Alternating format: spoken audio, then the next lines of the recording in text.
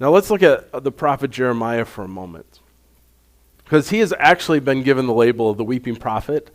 And the funny thing about Jeremiah is really, if you look at his ministry, he was largely ignored and greatly persecuted. I mean, how frustrating of a job is that?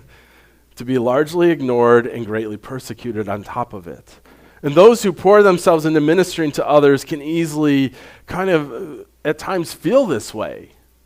And I'm not talking about just pastors. I'm talking about you, anybody in this room who literally, you feel God has called you to do something for somebody else. You minister to them. Ministering is simply serving somebody or doing something for somebody. And you pour your life into doing something for some people. Maybe you're constantly just trying to encourage somebody with your words even, and your advice is given to them. And over you tell people, hey, if you just do this, things will get better. And you just realize that over a course of time, you're just wasting your breath because they don't listen to you anyways. You constantly are giving them advice. They never do what you tell them to do, and all they do is come back and complain to you that their lives are miserable and horrible.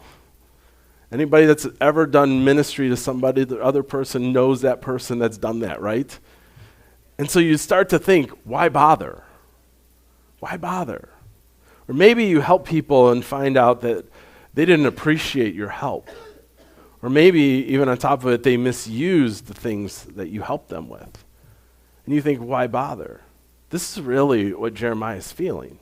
It's like, here I am doing all this stuff for God. Why bother? And look at how God encourages him.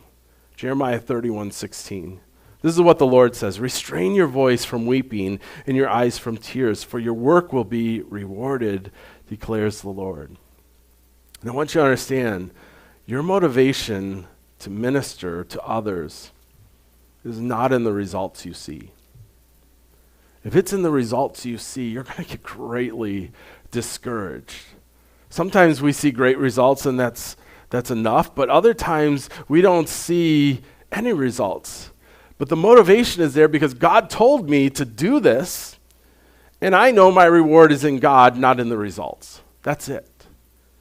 And so we need to be encouraged sometimes just to be faithful in serving even when it's tough, even when we're not being recognized, even when there are no rewards here that we're seeing, knowing that God will reward us.